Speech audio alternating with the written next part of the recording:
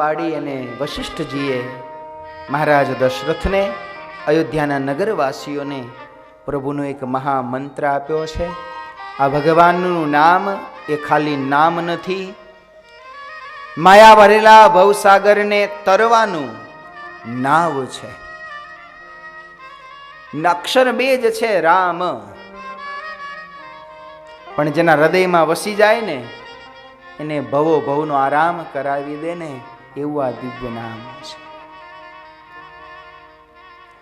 આનંદ આપતા પ્રભુ હવે ધીમે ધીમે ભાખોડિયા ભેરે ચાલતા થયા છે. એક વખત માતા કૌશલ્યા પ્રભુને પારણામાં પોઢાડી અને ઘરના કોઈ કાર્યમાં વ્યસ્ત થયા છે. એક બાજુ પ્રભુને પારણામાં પોઢાડ્યા, બીજી બાજુ જ્યાં ઘરનું કાર્ય કરવા જાય ત્યાં પ્રભુને ઘરના બીજા ઓરડામાં બેસીને રમતા જોયા. કૌશલ્યાજી વિચારમાં પડ્યા કે આ રામને તો હમણાં મેં પારણામાં પોઢાડ્યા, એટલી વાર અહીં ક્યાં આવી ગયા? અહીંયા પણ પ્રભુ દેખાય, પારણામાં જોવા જાય તો ત્યાંય પ્રભુ દેખાય. આ બાજુ ઓરડામાં આવીને જોઈએ તો ત્યાં પ્રભુ દેખાય. ઉપાડીને પારણામાં જાય તો પારણું ખાલી હોય, પારણામાં પોઢાડીને અહીંયા આવે તો અહીં દેખાય. માતા કૌશલ્યાના મનમાં મૂંઝવણ થી આ છે શું? ઈહા ઉહા દોઈ બાલક દેખા, મતિ બ્રહ્મ મોર કી આન વિશેષા. મારા મનમાં કઈ ભ્રમ થાય છે કે એના કરતા કંઈક જુદું જ છે. દેખી રામ જનની અકુલાની. માતા કૌશલ્યાના અંતરમાં અકળામણ થી કે આ સાચું શું? પછી તો વચમાં ઉભા રહ્યા. અહીંથી નજર કરે એક રૂપે પ્રભુ પારણામાં પોઢ્યા, અહીંથી નજર કરે એક રૂપે પ્રભુ ઓરડામાં રમતા દેખાણા.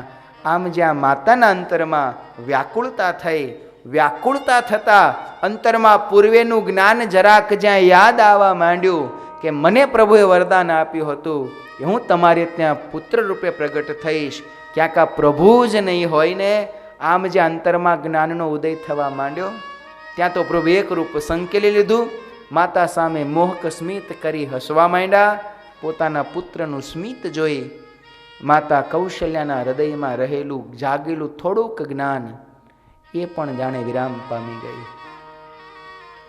આવા તો કંઈક નાના નાના ચરિત્રો પ્રભુ દરરોજ કરે છે.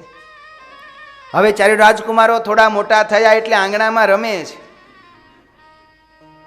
પણ ચારે ભાઈઓને એકબીજા પ્રત્યે અતિ પ્રેમ છે. રામાયણની કથા છે ને એ કુટુંબની કથા છે. ચારે ભાઈઓને નાનપણથી જ એકબીજા પ્રત્યે પ્રેમ છે. ચારે ભાઈઓ રમત રમે, આખી દુનિયા રમત જીતવા માટે રમે છે. આ ચાર ભાઈઓ રમત હારવા માટે રમે છે. ચારે ભાઈઓ રમે છે પણ એવું જ ઈચ્છે છે કે હું હારું અને મારો ભાઈ જીતે. જ્યારે ભાઈઓમાં આવો પ્રેમ જુએ, ચારે ભાઈઓ રમતા હોય, માતાઓ ત્રણ બેઠા હોય, પિતા દશરથ બેઠા હોય, અને આમ ભાઈઓને રમતા જોવે એટલે એમના હૃદયમાં પણ આનંદ જાગે. એક વખત તો ઘટના એવી ઘટી, પ્રભુ બાર ચોકમાં રમતા હોય, બપોરે જમવાનો સમય થાય, માતા કૌશલ્યા રામ પ્રભુને બૂમો પાડી પાડીને જમવા બોલાવે, પણ રમવામાં એવા મશગુલ હોય પ્રભુ આવે નહીં. મહારાજ દશરથ રાજ કાર્યમાંથી આવ્યા હોય, એમને ભોજન કરીને રાજ્યના બીજા કાર્યમાં જવું હોય, રાણી કૌશલ્યાને કહે કે મારું ભોજન પીરસો. પણ અયોધ્યાના રાજમહેલનો નિયમ હતો, પેલા રામ પછી આખું ગામ. પહેલા ભોજન રામને મળે, રામ ભોજન કરે પછી સૌને મળે. એ જ રીતિ ભગવાન કૃષ્ણચંદ્રના સમયમાં માતા યશોદાના ઘરની હતી. ઘેર ગમે તે મહેમાન આવ્યા હોય, અક્રૂરજી જ્યારે પ્રભુને લેવા આવ્યા ને, સાંજનો સમય, પિતા નંદ બાબા બેઠા, અક્રૂરજી બેઠા, પાટલા મુકાયા, થાળીઓ ગોઠવાઈ, મહેમાન બેઠા છે, યશોદાજી પીરસવા ના આવ્યા. હવે અક્રૂરજી જેવા મહેમાન આવ્યા હોય મથુરાથી, નંદ બાબા બેઠા હોય, થાળી સામે મુકાણી હોય અને પીરસવા ના આવે એટલે જરાક દુઃખ તો થાય ને. નંદ બાબાએ કહ્યું કે લાવો, મહેમાન બેસી ગયા છે. યશોદાજીએ જવાબ આપ્યો કે ના, પહેલે કાના બાદ મેં ખાના. પહેલા કનૈયો આવે તો ભોજન પીરસાય ને ત્યારે નહીં. અયોધ્યાના રાજમહેલની પણ આ જ રીતિ છે. પહેલા ભોજન રામને, પછી આખા ગામને. આ વાત માત્ર રામ કે કૃષ્ણની નથી. મેં સવારે કહ્યું, ફરી યાદ કરાવું છું, આ કથા આપણા જીવનની છે. આપણા ઘરમાં પણ આ રીતિ રાખજો. ઘરમાં કંઈ પણ ભોજન બને ને ત્યારે સૌથી પહેલા એનો થાળ ભરી અને આપણા ઘરમાં જે આપણું પૂજા સ્થાનક હોય, જે પણ આપણા ઈષ્ટ હોય, હિન્દુ માત્રના ઘરમાં પોતાના ઈષ્ટનું એક સ્થાન હોય, એનું હોવું જોઈએ. આપણા રામ ઈષ્ટ હોય તો રામ, કૃષ્ણ હોય તો કૃષ્ણ, માતાજીની ઉપાસના હોય તો માતાજીનું, પણ આપણા ઘરમાં એક સ્થાન હોય જ્યાં આપણે દરરોજ સવાર સાંજ દીવાબત્તી કરતા હોઈએ. આવું આપણા ઘરનું જે દેવસ્થાન હોય ને, ત્યાં પહેલા ભગવાનને થાળ ધરાવજો. સૌથી પહેલા ભગવાનનો થાળ. ત્યાં થાળ ધરાવ્યા પછી ભગવાનને પ્રાર્થના કરજો, હે પ્રભુ તમે આ થાળ જમો. ભગવાન થાળ જમી લે પછી એ જે થાળ આવે એ શાકમાં શાક ઉમેરી દેવું, ભાતમાં ભાત, દાળમાં દાળ ઉમેરીએ એટલે ભોજન બધું પ્રસાદી રૂપ થાય. અને એવું પ્રસાદી રૂપ ભોજન જમીએ ને તો આપણી બુદ્ધિ સાત્વિક રહે. અને બુદ્ધિ જેટલી સાત્વિક હોય એટલા વિચારો શુદ્ધ અને સાત્વિક થાય. વિચારો શુદ્ધ અને સાત્વિક થાય ને તો આપણી ક્રિયા, આપણું કર્મ શુદ્ધ અને સાત્વિક થાય. આપણા જીવનનો બહુ મોટો આધાર આપણા ભોજન ઉપર છે. બને એટલું ભોજન આપણે આજના સમયમાં ચોખ્ખાઈ ઉપર વળ્યા. ઘરમાં ચોખ્ખાઈ રાખીએ, બહુ 2 વાર જોઈએ, જેવું તેવું સડેલું બગડેલું હવે તો સાવ ઓછું થઈ ગયું. બહુ ચોખ્ખાઈ રાખીએ, ઘરમાં 4 વખત પોતું કરીએ, પણ શુદ્ધતા અને પવિત્રતા આ બેમાં ફેર છે. શુદ્ધતાની સાથે સાથે આહારની પવિત્રતા પણ એટલી જરૂરી છે. શુદ્ધતા એટલે ક્લીનલીનેસ. આપણે બધું ચોખ્ખું કરી નાખ્યું. એકવાર વાસણ જરાય એઠું રહેવા જ ન દીધું, જરાય ગંદકી રસોડામાં ન રહેવા દીધી, ચારે બાજુ સરસ મજાની જાળીઓ, ધૂળ ક્યાંય ન આવે, ક્યાંય જીવાત ન આવે, બધું જોઈને વાપરીએ, આ શુદ્ધ થયું. પણ પવિત્ર ક્યારે થાય? એ ભોજનને જ્યારે પ્રભુનો સંગ થાય ત્યારે પવિત્ર થાય. ગમે એટલી ચોખ્ખાઈ વાળું ભોજન હોય, પણ એ ચોખ્ખાઈ વાળું ભોજન જ્યારે પરમાત્માના સામીપ્યને પામે, એની ઉપર ભગવાનની નજર પડે ત્યારે પવિત્ર થાય. અને આવું પવિત્ર ભોજન, શુદ્ધ ભોજન શરીરને સ્વસ્થ રાખે છે અને પવિત્ર ભોજન મનને સ્વસ્થ રાખે છે. ભોજન શુદ્ધ હોય તો શરીર સ્વસ્થ રહે, પણ ભોજન જો પવિત્ર હોય ને તો શરીરની સાથે આપણું મન પણ સ્વસ્થ રહે. અને જરૂરી મનની સ્વચ્છતાની છે. શરીર માંદું પડે તો ડૉક્ટર 1000 મળે, આ મન માંદું પડે ને એના ડૉક્ટર ક્યાંય મળતા નથી. અને દુનિયામાં જેટલા ડખા છે મનની માંદગીના છે. દુનિયામાં જેટલા કેસો ચાલે છે મનની માંદગીના છે. એ મનની શુદ્ધતા એ આપણા ભોજનથી આવે છે. ઘરમાં રીતિ રાખજો. આજ સુધી ન કરતા હોય તો હવે કરજો. આ કથાને તમારા જીવનનો ટર્નિંગ પોઈન્ટ બનાવજો. કંઈક એવું રાખજો. આમાં ઘણી બધી વાતો આગળ આવશે કે જે આપણે જીવનમાં આજ સુધી નહીં કરી હોય, હવે કરજો. જે પણ ઘરમાં ભોજન બને, વિશેષ કરીને તો બહેનોનો વિષય છે, જે પણ ભોજન બને ને પહેલા ભગવાનનો થાળ થાય, પહેલા રામ જમે પછી ઘર જમે.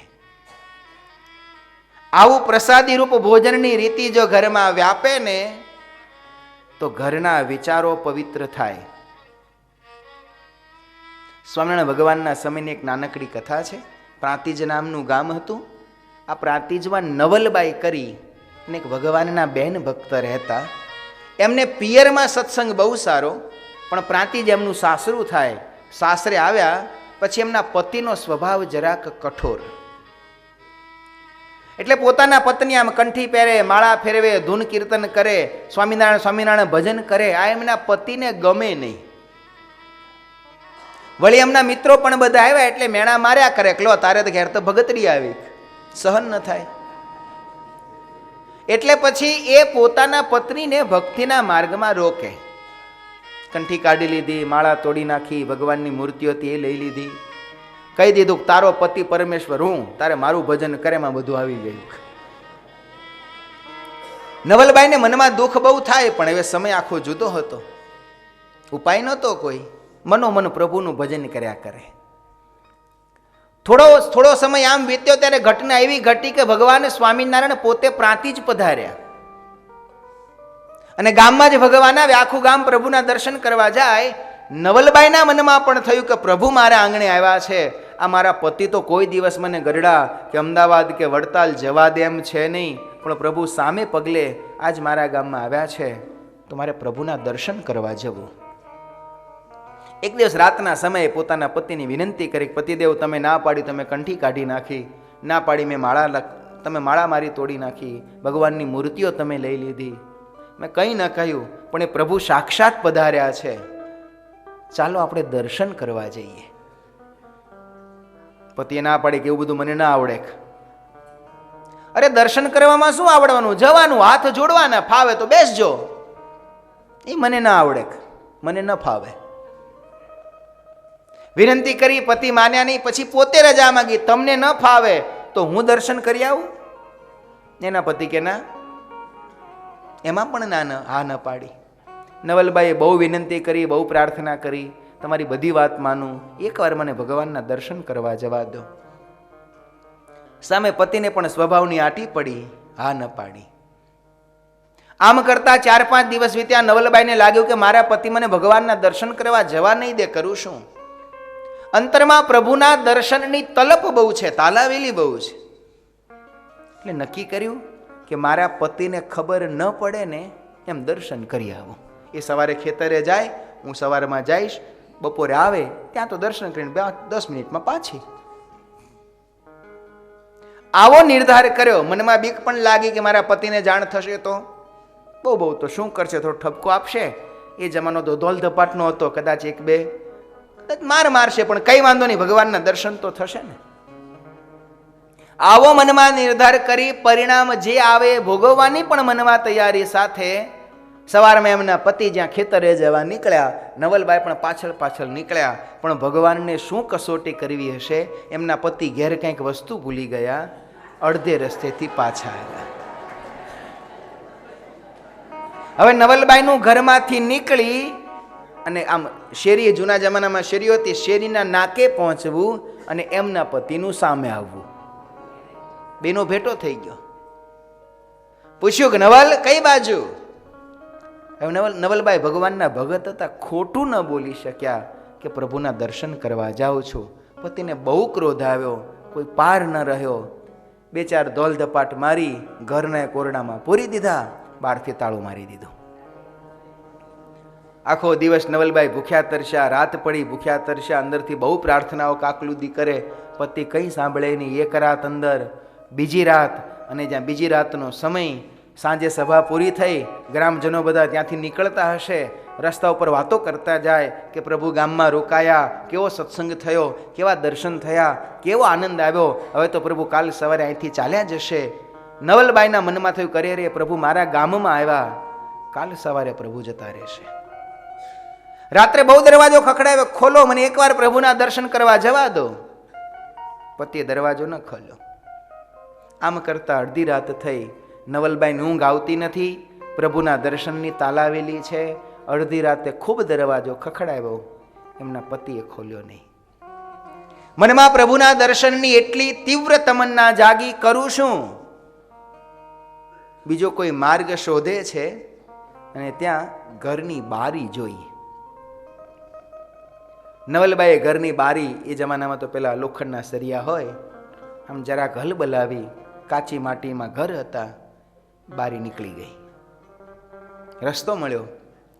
અડધી રાત્રિએ નવલબાઈ પોતાના જ ઘરમાંથી બારીમાંથી બહાર નીકળ્યા. આ વાત જેટલી માનીએ છીએ એટલી સહેલી નથી. એક સ્ત્રી પોતાના જ ઘરમાંથી અડધી રાત્રિએ ઘરની બારી તોડીને બહાર આવે, ગામમાં કોઈ જોવે એના ચારિત્ર્ય ઉપર કલંકના કાળા છાંટા ઉડી જાય. એની ચિંતા નવલબાઈને નહોતી, એમને તો પ્રભુના દર્શનની જ તાલ આવેલી હતી. અડધી રાત્રિએ પ્રભુ જ્યાં રોકાયા હતા ત્યાં પહોંચ્યા. હવે પાર્ષદો બાર પ્રભુના સેવામાં ઊભા હતા. નવલબાઈએ કહ્યું કે મારે ભગવાનના દર્શન કરવા જવું છે. પાર્ષદો કે ભાઈ પ્રભુ 5 દિવસથી અહીં છે, અત્યારે આટલો સમય ક્યાં જતા રહ્યા હતા? અત્યારે અડધી રાત્રે ભગવાન સૂતા છે, અત્યારે દર્શન કરવા ન જવાય. નવલબાઈ કે ભાઈ હું મારી વાત કહી શકું એટલો મારી પાસે સમય નથી, મને જલ્દી પ્રભુના દર્શન કરવા જવા દો. નવલબાઈની સ્થિતિ પાર્ષદોને ખબર નહીં, એટલે પ્રભુના દર્શન કરવા જતા રોકે. દરવાજે કોલાહલ થયો. અડધી રાત્રિએ પ્રભુ જાગ્યા.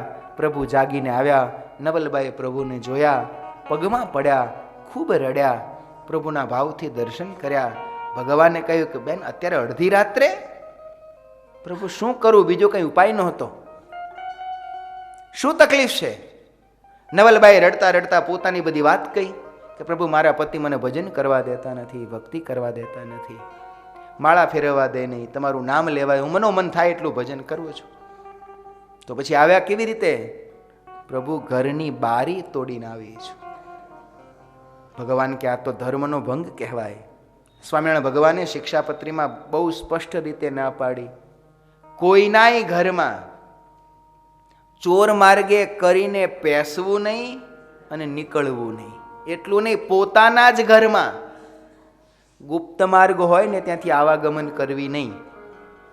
એટલા માટે પડોશમાં જ આપણું બે પડોશમાં જ બેના ઘર હોય, હગા ભાઈ કરતા હારા સંબંધ હોય, ધાબેક દરવાજો સીડીનો હોય, હવે નીચે ઉતરીને પાછી ચડી એની કરતા ધાબેથી જ આવાગમન કાયમ થતું હોય.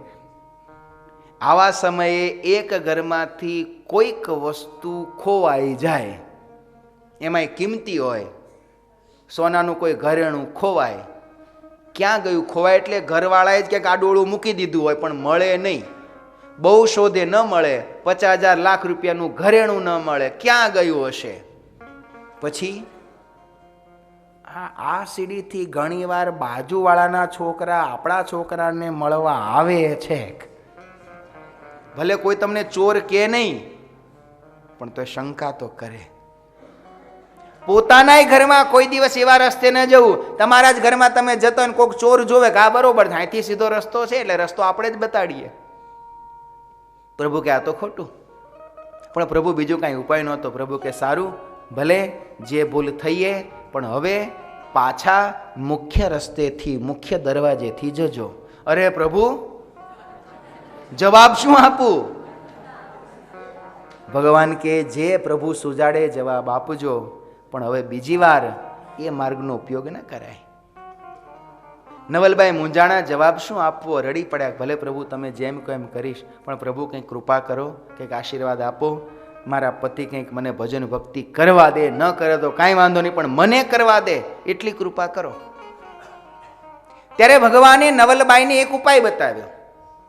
અમે કહીએ એ ઉપાય જો તમે કરશો તો એ પછી તમે જેમ કહેશો એમ તમારા પતિદેવ કરશે.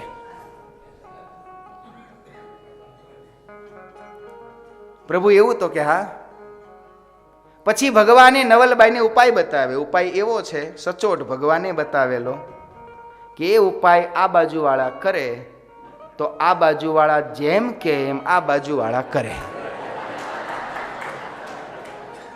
જો કે હવે 2017ની સાલમાં એવા કાંઈ ઉપાયની બહુ જરૂર જાજી રહી નથી. વગર ઉપાયે 80% તો બધું એમ થતું જ હોય છે. પણ તોય 20% બાકી છે. તમે હા પાડતા હોય તો કહી દઉં. તમે હા ન પાડો તો આ બાજુથી તો હાથ છે, અને બહુમતી એમની જ સભામાં. ભગવાને નવલબાઈને કહ્યું કે નવલબાઈ, તમે જ્યારે રસોઈ બનાવો ને ત્યારે રસોઈ બનાવતા બનાવતા અમારું નામ લેતા લેતા રસોઈ બનાવજો. ભગવાનનું નામ લેતા લેતા જે રસોઈ બને ને એ રસોઈ સત્વગુણવાળી થાય, અને એવી રસોઈ તમારા પતિ જમશે ને એમના અંતરમાં પણ સત્વગુણ જાગશે, અને એ તમને ભક્તિના માર્ગમાં મદદરૂપ થશે. અને થયું પણ એવું. નવલબાઈ પછી તો મુખ્ય દરવાજે આવ્યા ખરા. દરવાજો ખખડાવ્યો. એમના પતિદેવ કે કોણ? નવલબાઈ કે ખોલો, હું નવલ. એમના પતિ તો ઊભા થયા, દરવાજો ખોલ્યો, આંખો ફાડીને જોઈ રહ્યા. તું અહીં ક્યાંથી?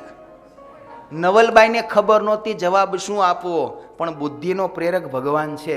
નવલબાઈ એમના પતિને કે તમે તો કેવા છો, કુંભકર્ણ જેવા ઊંઘ્યા જ કરો છો, ક્યારની દરવાજો ખખડાવું છું. થયું શું? અરે ચોર આવ્યા, આપણી બારી તોડી.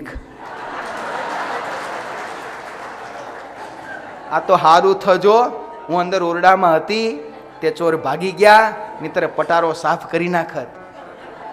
તેના પતિને અવળો ગુણ આવ્યો. હારું થયો ભગવાન ગામમાં આવ્યા.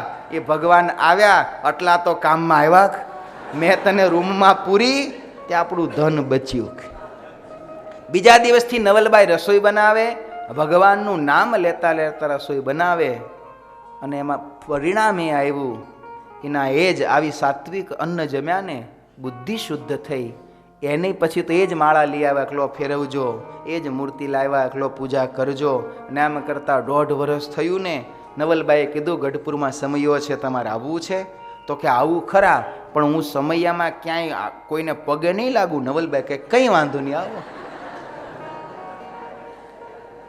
પગે શું ન લાગે, ભગવાનના પગમાં પડ્યા ને કંઠી પહેરાવીને સત્સંગી થઈ ગયા. અન્ન જો શુદ્ધ થાય ને તો મન સાત્વિક થાય છે, અને મન સાત્વિક થાય તો વિચારો શુદ્ધ આવે છે. પ્રયત્ન કરજો, બને એટલું આપણો ઘરનું અન્ન શુદ્ધ તો હોય છે, પણ પવિત્ર પણ રહે. કૌશલ્યા માતા બપોરના સમયે રામની રાહ જુએ છે. પિતા દશરથ બોલાવા જાય છે, આવતા નથી. કેટલી વાર પિતા દશરથ બોલાવે તોય આવે નહીં. પણ પછી થાકી માતા કૌશલ્યા જ્યાં બોલાવા જાય તરત દોડીને આવે. મહારાજ દશરથને રાણી કૌશલ્યાને મીઠો ઝઘડો થાય. હું 4 વાર બોલાવું તોય આવતા નથી, અને તમે 1 વાર બોલાવો છો તો તરત આવે છે. પરમાત્મા અનંત લીલાઓ, નાની નાની તો કેટલી પ્રભુની બાળ લીલાઓ છે. માતા પિતાને આનંદ આપે છે. ધીમે ધીમે પ્રભુ હવે ભાખોડિયાભેર ચાલતા થયા, અને આ જ પરમાત્મા એ નગરના રાજમહેલના ચોકમાં નાની નાની પગલીઓ ભરીને દોડતા હોય. આગળ માતા કૌશલ્યા દોડતા હોય, પાછળ જગતનો નાથ મા મા એમ બૂમો પાડતો દોડતો હોય.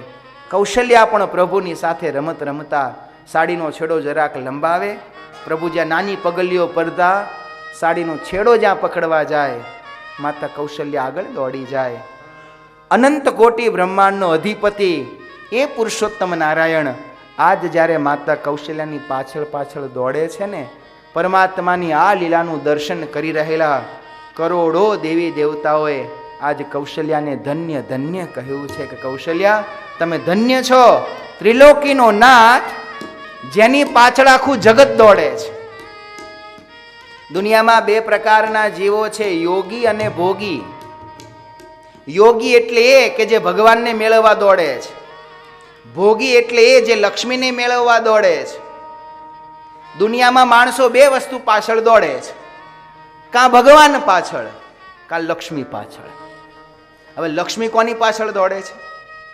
નારાયણની પાછળ. એટલે અંતતઃ તો દુનિયા આખી કોની પાછળ દોડે છે? નારાયણની પાછળ. ત્રિલોકી જેની પાછળ દોડે છે એ જગતનો નાથ આજ મા કરતો કૌશલ્યા દેવીની પાછળ દોડે છે. આકાશમાં દેવોએ ધન્ય ધન્ય કહ્યું છે. અનેક મોટા મોટા દેવી દેવતાઓ, અનેક મોટા ઋષિ મુનિઓ, સિદ્ધો, યોગી અને તપસ્વીઓ આજ જુદા જુદા રૂપ લઈ અને ભગવાનના દર્શન કરવા માટે મહારાજ દશરથના આંગણે આવે છે. કૈલાશના શિખરો ઉપર ભવાનીને આ કથા કહેતા શિવજી કહે છે, દેવી હું તમારી આગળ મારી એક ચોરી જાહેર કરું છું. શું ચોરી? જ્યારે પ્રભુ બાળ સ્વરૂપે અયોધ્યામાં હતા ને, ત્યારે હું અને કાગભૂષણજીજી પણ પ્રભુના દર્શન કરવા માટે અયોધ્યા ગયા હતા. અનેક મોટા મોટા દેવી દેવતાઓ, સિદ્ધો, તપસ્વીઓ જુદા જુદા રૂપ લઈ, અરે કોઈ ભિખારી બનીને આવીને ઉભો રહે, કોઈ પશુ પક્ષીનું રૂપ લે. માતા કૌશલ્યા આંગણામાં દાણા નાખે ને, હજારો પરમહંસો કાબર, કાગડા, ચકલીના રૂપ લઈ લઈ અને દાણા ચણવા આવે. દાણા ચણવા નહીં, એ બાને પરમાત્માના બાળ સ્વરૂપના દર્શન થઈ જાય એ લાલચથી આવે છે. શિવજી પણ આજ પ્રભુના બાળ રૂપના દર્શનની લાલચ છે. આ બધા ઋષિ મુનિઓએ, સિદ્ધો, તપસ્વીઓએ પ્રભુના દર્શન કર્યા છે. પણ એ જે દર્શન કર્યા છે ને, એ તો ધામમાં રહેલું સદા દૈદીપ્યમાન, તેજસ્વી, દ્વિભુજ, સદા સાકાર સ્વરૂપના દર્શન કર્યા છે. પણ સૌના અંતરમાં લાલચ એ છે કે જગતનો સર્જનહાર એ પરમાત્મા જ્યારે પોતે બાળક બન્યો હોય ત્યારે કેવો લાગતો હશે. એ બાળ સ્વરૂપના દર્શનની ઝંખના આજ શિવજીને પણ અયોધ્યા પ્રત્યે ખેંચી લાવી છે. અને આજ શિવજી પોતાનું એવું જ જટાળ, વિશાળ, વિચિત્ર રૂપ લઈ અને આજ પ્રભુના દર્શન કરવા માટે માતા કૌશલ્યાના દ્વારે અયોધ્યામાં પિતા દશરથને ત્યાં પધાર્યા છે.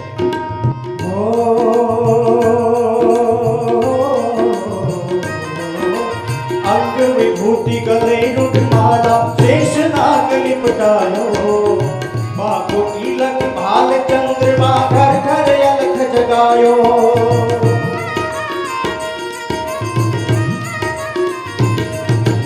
અંગ વિભૂતિ ગલે રૂઢમાલા શેષ નાગ લિપટાયો બાકો તિલક ભાલ ચંદ્રમા ઘર ઘર અલખ જગાયો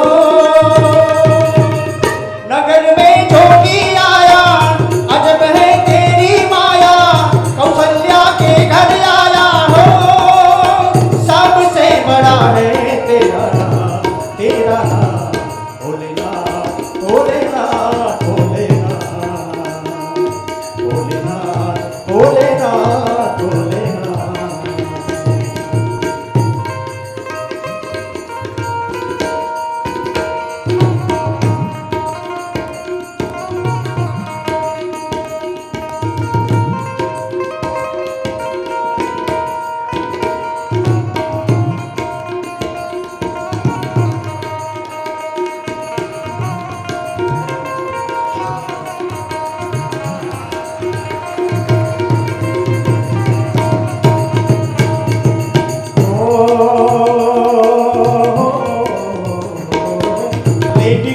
निकली कौशल्या कंचन थाल भरायो लो भिक्षा जो भी जाओ आसन पे बालक मेरो डरायो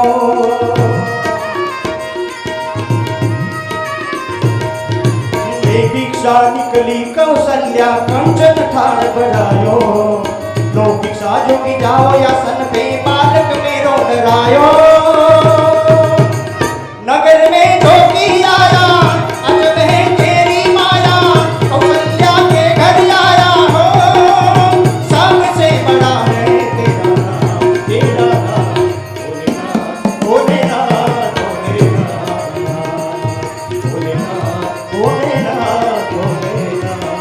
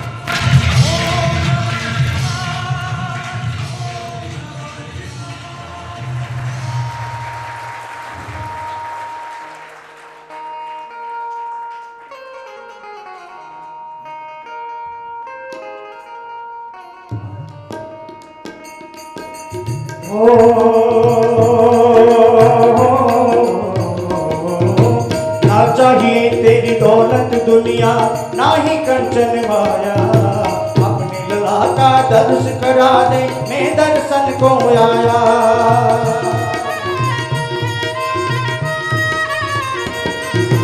ना चाहिए तेरी दौलत दुनिया ना ही कंचन माया, अपने लला का दर्श करा दे, मैं दर्शन को आया।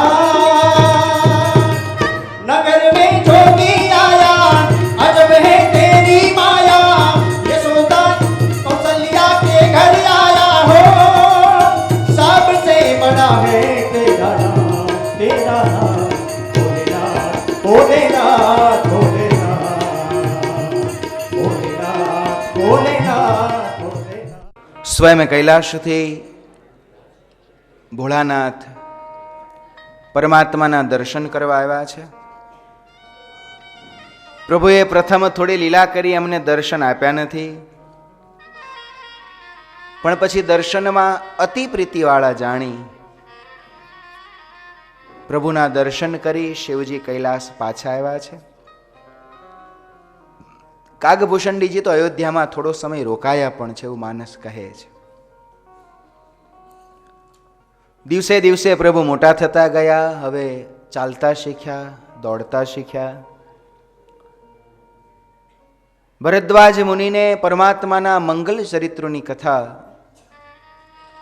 પ્રયાગના પવિત્ર તીર્થમાં શ્રવણ કરાવતા યાજ્ઞવલ્ક્ય મુનિ કહે છે કે હે મુનિરાજ, ચારેય રાજકુમારો હવે કુમાર અવસ્થાએ પહોંચ્યા છે. કુમાર અવસ્થાએ પહોંચતા જ ક્ષત્રિય કુળની રીતિ પ્રમાણે એમના યજ્ઞોપવિત સંસ્કાર થયા છે. ઉપનયન સંસ્કાર એમને જનોઈ આપવામાં આવી છે. અને જનોઈ આપ્યા પછી તુરંત એમના વિદ્યાભ્યાસનો આરંભ થયો છે. એ સમય ગુરુકુળ પરંપરાનો હતો. વિદ્યા પ્રાપ્ત કરવા ઈચ્છતા એવા ક્ષત્રિયો, બ્રાહ્મણો કે ઘણા બધા વૈશ્યો પણ જ્ઞાનનું અર્જન કરવા માટે ગુરુગૃહે, ગુરુકુળમાં જતા. ત્યાં ગુરુના સાનિધ્યમાં રહી અને વિદ્યાની પ્રાપ્તિ કરતા. ચારે રાજકુમારો પર મહારાજ દશરથને અતિ સ્નેહ અને અતિ પ્રેમ છે એટલે બહુ દૂર સુધી મોકલી શક્યા નથી. વળી પ્રભુ પણ જાણે છે કે અમે પિતાજી તો બહુ દૂર જઈશું, તો પિતાને અમારામાં એટલો પ્રેમ છે કે અમારો વિયોગ એ સહન નહીં કરી શકે. એટલે ત્યાં જ વશિષ્ઠ મુનિના જ આશ્રમમાં, કારણ કે વશિષ્ઠજી મહારાજ દશરથના અયોધ્યાના કુલગુરુ પણ છે, એમનો આશ્રમ અયોધ્યા નગરથી નજીક છે. ચારે રાજકુમારોને ત્યાં વિદ્યાભ્યાસ કરવા મોકલ્યા છે.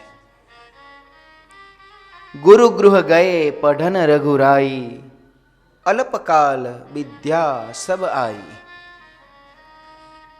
ચારે ભાઈઓ જ્યારે ગૃહે વિદ્યાભ્યાસ કરવા માટે ગયા ત્યારે અલ્પકાળમાં, થોડાક જ સમયમાં પરમાત્મા સર્વ પ્રકારની વિદ્યાઓમાં, સર્વ પ્રકારની કળાઓમાં નિપુણ થઈ ચૂક્યા છે.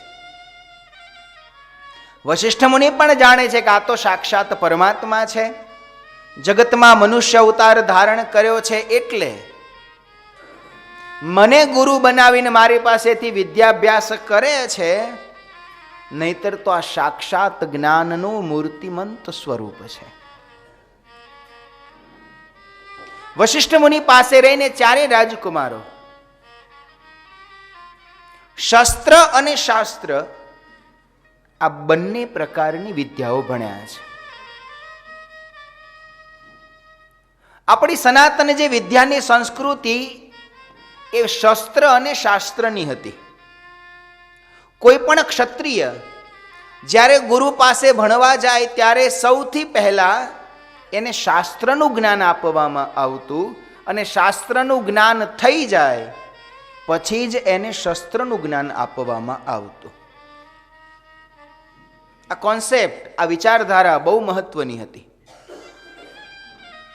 શસ્ત્ર છે ને એ બળ છે, શસ્ત્ર છે એ શક્તિ છે, શસ્ત્ર એ પાવર છે. કોઈ પણ માણસ પાસે બળ હોય, શક્તિ હોય, પાવર હોય, પણ જો એને કેવી રીતે ઉપયોગ કરવો એનું જ્ઞાન અને એની વિવેક બુદ્ધિ ન હોય તો એ જ શક્તિ, એ જ પાવર એના માટે વિનાશનું કારણ બની શકે. શક્તિને યોગ્ય માર્ગ મળે તો જ એ ઉપયોગી થાય. તમને સાવ સાદું દ્રષ્ટાંત આપું. હમણાં લાઇટ ગઈ એટલે આપણું બધું બંધ થઈ ગયું. આ વાયરમાં એક પાવર દોડે છે, આપણે દેશી ભાષામાં કરંટ કહીએ, ફિઝિક્સમાં એને પાવર કહે. આ વાયરમાં પાવર દોડે છે અને પાવરથી જ આ બધું ચાલે છે. પણ એ પાવરને કયા છેડો ક્યાં જોડીએ તો આ બધું સારું ચાલે, આનું જ્ઞાન હોવું જોઈએ. આનું જ્ઞાન ન હોય અને ખોટી જગ્યાએ ખોટો છેડો ભેગો કરે તો કડાકાન ભડાકા થાય ને. આપણે બધાને મોટા ભાગે આપણને સ્વિચમાં એવી જ ખબર હોય કે એક છેડો ઉપર આપીને એક છેડો નીચે આપીએ એટલે ચાલુ થઈ જાય. આ બાજુ ન્યુટ્રોન ને આ બાજુ ઇલેક્ટ્રોન આપીને કરે એટલે બધો ભડાકો. આમાં પાવર છે, પણ એને કઈ રીતે જોડીએ, ક્યાં કેવી રીતે જોડીએ એનું જો જ્ઞાન ન હોય તો આ જ શક્તિ એ વિનાશનું કારણ બની જાય. એટલા જ માટે આપણી પૌરાણિક પરંપરા એવી હતી કે રાજકુમારોને પેલા શસ્ત્રનું નહીં, પેલા શાસ્ત્રનું જ્ઞાન અપાતું. આજના પરિપ્રેક્ષ્યમાં વાત કરું તો આજે પણ આ બંને વસ્તુની સમાજમાં, કુટુંબમાં બહુ આવશ્યકતા છે. દરેક મા બાપ પોતાના સંતાનોને ખૂબ સારું શિક્ષણ આપવા ઈચ્છો છો, સારી સગવડો આપવા પણ ઈચ્છો છો. સારામાં સારું શિક્ષણ, સારામાં સારી સગવડો, જે પણ પદાર્થો માગે એ આપો છો, આપવા પડે એવી સામાજિક પરિસ્થિતિ પણ છે. આપણા સંતાનોને આપણે પૂરી પાડતા સગવડો અને સાધનો એ શસ્ત્ર છે, શક્તિ છે. બીજી રીતે કહું તો શસ્ત્ર છે એ પાંખ છે, શાસ્ત્ર છે એ આંખ છે. કોઈ પક્ષી પાસે પાંખો બહુ મજબૂત હોય પણ આંખ ન હોય તો? આંખ વગરની પાંખ વિનાશ કરે છે. આજે સમાજ, દુનિયા ટેકનોલોજીની છે, સાધનની છે. તમારા સંતાનો હશે, એ ભણશે એટલે કોમ્પ્યુટર માગશે, ઇન્ટરનેટ માગશે. ભણતા હશે તો બાઇક, સ્કૂટર, એક્ટિવા માગશે. તમારે આપવું પડશે. નહીં આપો તોય નહીં ચાલે. પાંખ છે, એની વગર ઉડી નહીં શકે, એનો વિકાસ નહીં થાય. એ પાંખ છે, આપજો. પણ એ પાંખ આપતા પહેલા એને સમજણની અને વિવેકની આંખ પણ આપજો. જે મા બાપ પોતાના સંતાનોને પહેલા સમજણની અને વિવેકની આંખ આપી અને પછી સ્વતંત્રતાની પાંખો આપે ને, એ મા બાપને પસ્તાવવું પડતું નથી. માત્ર ને માત્ર સાધનો જ આપ્યા, સુવિધાઓ જ આપી, સ્વતંત્રતા જ આપી, પાંખ આપી, પણ આંખ ન આપીને પસ્તાવવું પડશે. આખી જિંદગી પોતાની જાતને કોસવું પડશે. આની કરતાં તો આ ન કર્યું હોત તો સારું હતું, આની કરતાં તો ભણવા ન મોકલ્યા તો સારું હતું, આની કરતાં બાઇક ન લઈ આલત તો સારું હતું. બીજી વાત સમજજો, વિનાશ પાંખ નથી કરતી, વિનાશ આંખ કરે છે. પાંખ નહીં આપો તો, આંખ નહીં હોય તો ચાલતો ચાલતો ખાડામાં જઈને પડશે. આંખ જ નહીં હોય, શું કરશે? ગુરુદેવ વશિષ્ઠ મુનિએ ચારેય રાજકુમારોને પહેલા શાસ્ત્ર રૂપી આંખ આપી છે અને પછી શસ્ત્ર રૂપી પાંખ આપી છે. સર્વે પ્રકારની વિદ્યાઓમાં ચારે રાજકુમારો પારંગત થયા છે. હવે રાજમહેલમાં પિતાની પાસે રહે છે.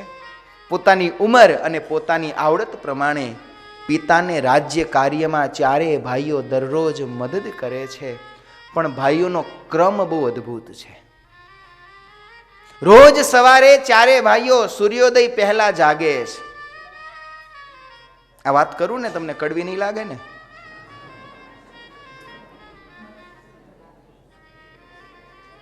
ચારે ભાઈઓ દરરોજ સવારે સૂર્યોદય પહેલા જાગે. પછી પ્રાતકાલ ઉઠી કે રઘુનાથા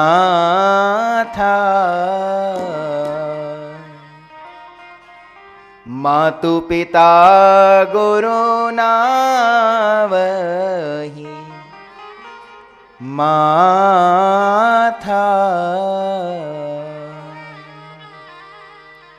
આયસુમાગી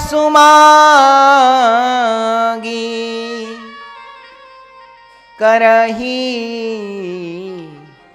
પુર કાજા देखी चरित हर्षई मन राजा.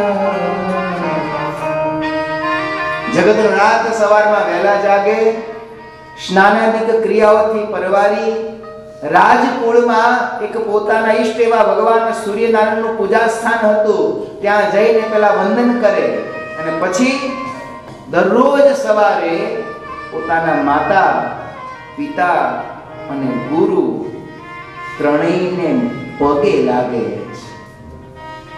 આમ તો એવું હોય કે હાથમાં દીએ વખતે માગવાનું હોય, પણ સાતમા દિવસે ભૂલી જાઉં તો અત્યારે માગી લઉં. ઘેર જઈને બીજું કંઈ ન કરો ને તો કંઈ નહીં, પણ મા બાપને પગે લાગવાનું ચાલુ કરજો. રોજ સવારમાં ઉઠો ને, રોજ સવારમાં ઉઠી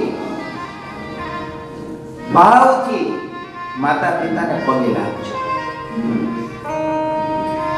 બીજું બધું હાર. મતભેદ હશે, ઉંમર છે, મતભેદ હશે, એ જૂનવાણી વિચારધારા વાળા છે, આપણે નવી વિચારધારા વાળા હશું. ગમે તેટલા મતભેદ હોય, ઘરમાં સાથે રહેતા હોય ને, રોજ સવારે ઉઠીને મા બાપને પગે લાગજો. જે મા બાપથી દૂર રહેતા હોય, સમય એવો છે ઘણીવાર મા બાપ ગામડે રહેતા હોય, આપણે અહીં રહેતા હોય, દૂર રહેતા હોય, રોજ સવારમાં ઉઠો ને, દૂર રહેતા હોય ને તો મા બાપને રોજ સવારે ફોન કરજો. ફોન કરીને કહેજો, બાપુજી રામ રામ, જય સ્વામિનારાયણ, અહીં બેઠા બેઠા તમને પગે લાગુ છું, રાજી રહેજો, આશીર્વાદ દેજો. આટલું જીવનમાં કરજો. સ્વયં પરમેશ્વર છે, પરમેશ્વર હોવા છતાં દરરોજ સવારે જાગી પોતાના માતા પિતાને પગે લાગે. આ વાત અઘરી છે. જ્યારે ટેવ પડી ગઈ હોય એના માટે અઘરું નથી, પણ ઘણીવાર એ ટેવ કુટુંબમાં ન, એવું નથી કે આપણે મા બાપ પ્રત્યે આપણને ઘૃણા છે કે આપણે મા બાપને ગાળો દઈએ છીએ, એવું નથી. પણ એક ટેવ કદાચ જીવનમાં આટલા વર્ષો સુધી ન રહી હોય, સવારમાં ઉઠીએ ત્યારે ગુડ મોર્નિંગ થતું હોય પણ રામ રામ રહી જતું હોય, તો મા બાપને જ્યારે મળીએ પ્રેમથી એને પગે લાગજો, વંદન કરજો. જે દીકરો મા બાપને ઉઠીને પગે લાગે એને દિવસભરમાં બીજા કોઈ શુકન જોવાની જરૂર રહેતી જ નથી. એની સાબિતી રામાયણ આપે. સૌથી મોટામાં મોટું શુકન એને એ છે કે એને સવારમાં પોતાના માતા પિતાના ચરણની પ્રાપ્તિ થઈ. પ્રભુ દરરોજ માતા પિતાને પગે લાગે છે, ગુરુને પગે લાગે છે, અને પછી રાજ્યના કારભારમાં જે પણ મદદ થઈ શકે એ મદદ પિતાને કરે છે. આનંદથી, સુખથી પ્રભુ જ્યાં માતા પિતાને આનંદ આપતા અવધપુરીમાં રહે છે. પણ પરમાત્માનું અવતાર કાર્ય માત્ર અયોધ્યા પૂરતું સીમિત નથી. એ ભગવાન તો આ પૃથ્વી પર વ્યાપેલા અધર્મનો નાશ કરી ધર્મનું, મર્યાદાનું પુનઃસ્થાપન કરવા માટે પધાર્યા છે. અને એટલે જ પરમાત્માને પોતાનો અવતાર કાર્ય પણ કરવું છે. અસુરોનો નાશ કરવો છે, અને એ અવતાર કાર્ય અયોધ્યામાં બેઠા બેઠા શક્ય નથી. અને એટલે જ પ્રભુએ વિશ્વામિત્રજીને પ્રેરણા કરી. વિશ્વામિત્રજી અયોધ્યા ઉત્તર ભારતમાં, અને વિશ્વામિત્રજીનો આશ્રમ હતો છે પૂર્વ ભારતમાં. વિશ્વામિત્રજી કાયમ યજ્ઞ કરે, અને જ્યારે જ્યારે યજ્ઞ કરે, યજ્ઞ આખો માનો 11 દિવસનો 1 માસનો યજ્ઞ હોય, યજ્ઞ સમાપ્તિ થવા આવે ત્યારે અસુરો આવે, મારીચ અને સુબાહુ આવી યજ્ઞમાં હાડકાઓ નાખે, યજ્ઞમાં વિઘ્ન કરે. આથી હવે મારા ધર્મને, મારા યજ્ઞની રક્ષા કરે કોણ? આવી ચિંતાથી ચિંતાતુર થયેલા મુનિ વિશ્વામિત્રજી અયોધ્યા આવ્યા છે. અયોધ્યા આવ્યા, મહારાજ દશરથે આદર ભાવથી એમનો સત્કાર કર્યો, પૂજન કર્યું. પધારો ગુરુદેવ, આપની શું સેવા કરું? ત્યારે વિશ્વામિત્રજી જરાક મહારાજ દશરથને મેણું માર્યું છે કે મહારાજ, સેવા માંગવા જ આવ્યો છું. અસુરો તમારા રાજ્યમાં હું રહું, અને અસુરો આવી મારા ધર્મ કાર્યમાં વિઘ્ન કરે, આ રક્ષા કરવા, રક્ષણ માંગવા, મદદ માંગવા મારે આવવું પડે. આ તમારા કુળ ઉપર કલંક છે. તમારે તમારા રાજ્યની પ્રજાને સામે જઈને પૂછવું જોઈએ કે તમને ધર્મ કાર્યમાં કોઈ તકલીફ નથી ને? એના બદલે મારી મદદ માંગવા આવવું પડ્યું છે. અસુરો આવી મારા યજ્ઞમાં વિઘ્ન કરે છે, મારી ઉપર દયા કરો. આપના પુત્ર રામને મારા યજ્ઞની રક્ષા માટે મોકલો. રામની માંગણી કરી મહારાજ દશરથ ધ્રુજી ગયા. અરે ઋષિવર, મારો દીકરો હજી નાનો છે, તમે કહો તો હું આવું, મારી સેના મોકલું. વિશ્વામિત્રજી ક્રોધે ભરાયા. ક્ષત્રિયોનો દીકરો છે, ધર્મની, ઋષિની રક્ષા, યજ્ઞની એ નહીં કરે તો બીજો કોણ કરશે? પુત્રનો મોહ છોડો. વિશ્વામિત્રજીના વચનથી મહારાજ દશરથ આશ્વસ્ત થયા. પરમાત્મા રામચંદ્રજીને એકલા ન મોકલી શક્યા, લક્ષ્મણજીને પણ સાથે મોકલ્યા. રામ અને લક્ષ્મણ બંનેને લઈને વિશ્વામિત્રજી ચાલ્યા છે. વિશ્વામિત્રજી જાણે છે મહારાજ દશરથ જેને પોતાનો પુત્ર માને છે એ સાક્ષાત નારાયણ છે. એમના દ્વારા તમારે જગતનું હજી કલ્યાણ કરવું છે. લઈને ચાલ્યા. ચાલતા ચાલતા માર્ગમાં તાડકા વન આવ્યું. એ વનમાં તાડકા નામની રાક્ષસી હતી. વિશ્વામિત્રજી કહ્યું, હે રામ, એ રાક્ષસી રહે છે, તમે એનો વધ કરો. પ્રભુએ બાણ મારી તાડકાનો ઉદ્ધાર કર્યો છે. ત્યાંથી વિશ્વામિત્રજીના આશ્રમમાં આવ્યા છે. રામચંદ્ર પરમાત્માએ પ્રતિજ્ઞા કરી છે, ગુરુવારે આપ યજ્ઞ કરો, આપનો યજ્ઞ નિર્વિઘ્ન હું કરીશ. રામ અને લક્ષ્મણ યજ્ઞની રક્ષા કરે છે. 1 દિવસ, 2 દિવસ, 3 દિવસ ગયા, કોઈ યજ્ઞમાં વિઘ્ન કરવા આવ્યું નહીં. લક્ષ્મણજી કહે, પ્રભુ, અસુરો આપણને જોઈ ડરી ગયા લાગે છે. પ્રભુ કે ના, એ ડર્યા નથી. અસુરો જાણે છે યજ્ઞની સમાપ્તિ છેલ્લા દિવસ હોય, ત્યાં સુધી શું કામ આપણે આમાં વિઘ્ન કરવું? યજ્ઞની સમાપ્તિનો છેલ્લો દિવસ આવ્યો. મારીચ અને સુબાહુ આ બંને માયાવી છે. આકાશ માર્ગે ઉડતા એ પોતાની વિશાળ સેના લઈને આવ્યા. વિશ્વામિત્રજીએ પ્રભુની સામે જોયું. પ્રભુ દર વખતે અમારા યજ્ઞને અપવિત્ર કરી અમારો યજ્ઞ અટકાવે છે. ભગવાને આંખો દ્વારા ગુરુદેવ વિશ્વામિત્રજીને આશ્વાસન આપ્યું. પરમાત્માએ લક્ષ્મણજીની સામે જોયું. પ્રભુએ વહેંચી લીધા. લક્ષ્મણને કે એક તારા ભાગમાં અને એક મારા ભાગમાં. લક્ષ્મણજી આગ્નેયાસ્ત્ર છોડ્યું. સુબાહુ ત્યાંને ત્યાં બળીને રાખનો ઢગલો થયો. ભગવાને મારીચને મારવા માટે બાણ ધનુષ ઉપર ચડાવ્યું, પણ ભગવાને બાણ મારીને ફણા વગરનું માર્યું. આગળ જે ત્રિકોણ હોય ને એ નહીં, ખાલી દાંડી. પણ રામનું ફણા વગરનું બાણ જ્યાં મારીચને વાગ્યું, મારે સીધો ઠેકાણો લંકાના દરિયા કાંઠે જઈ પડ્યું. રામનું બાણ વાગ્યું હતું ને, ખાલી શરીરને નહીં, અંતરમાં એવું તો ખૂચ્યું. મારી જ વિચાર કરે, આ રામે ફણા વગરનું બાણ માર્યું, મને હજારો ગાવ દૂર ફેંકી દીધો. જો ફણા વાળું માર્યું હોત તો શું થાત? પ્રભુએ મારીચને એટલે જીવતો રાખ્યો. પ્રભુએ મારીચને હજી આગળ લંકા કાંડની જરૂર હતી. ભગવાને વિશ્વામિત્રજીના યજ્ઞને નિર્વિઘ્ન કર્યો. યજ્ઞ રક્ષા પૂરી થઈ. એ સમયે વિશ્વામિત્રજી, ચાલો રામ, આપણે હવે જનકપુરી જઈએ. ત્યાં મહારાજ જનક એક સુંદર ધનુર્યજ્ઞ કરે છે, આપણે એના દર્શન કરવા માટે જઈએ.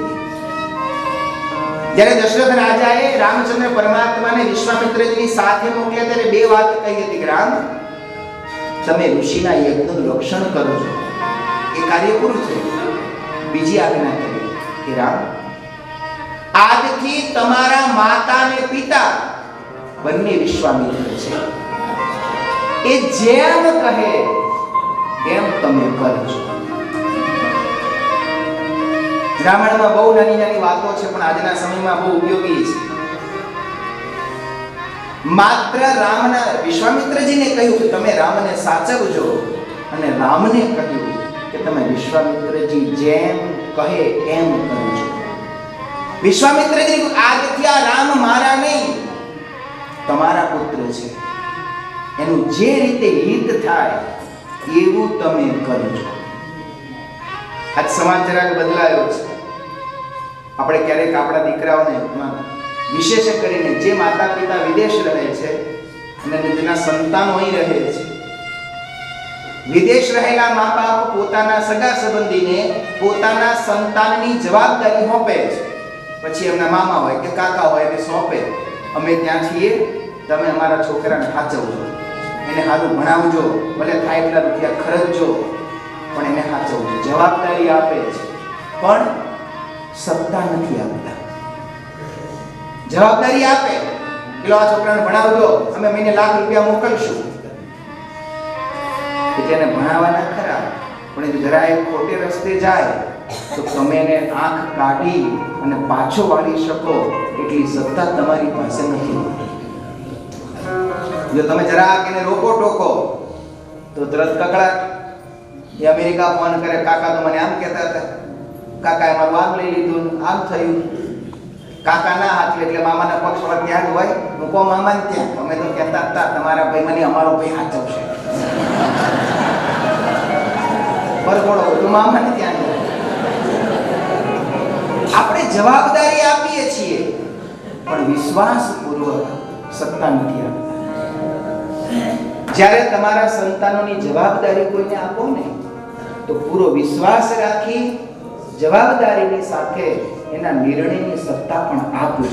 કે કદાચ આ મારો દીકરો તમને સોંપ્યો, કદાચ તમને એમ લાગે ખોટા રસ્તે જાય છે, તો મા બાપ તમે છો, એને તમારે આંખ કાઢીને પાછો ભાળજો. આ દશરથ રાજાએ વિશ્વામિત્રજીને કહ્યું કે એનું જેમ હિત થાય એમ કરજો. મારા દીકરા છે તેને હાથ ન અડાડતા, મારા દીકરા છે એને ખુલ્લા પગે ન ચલાવતા, એવું નથી કહ્યું. ગુરુદેવા તમારા દીકરા છે, તમને જેમ યોગ્ય લાગે એમ કરજો. વિશ્વામિત્રજી કહ્યું ચાલો રામ, આપણે જનકપુરી ધનુર્યજ્ઞના દર્શન કરવા જઈએ. પ્રભુને સાથે લઈ વિશ્વામિત્રજી જનકપુરી જશે, ત્યાં પ્રભુના મંગલ વિવાહ થશે. સુંદર કથાઓ આવતીકાલે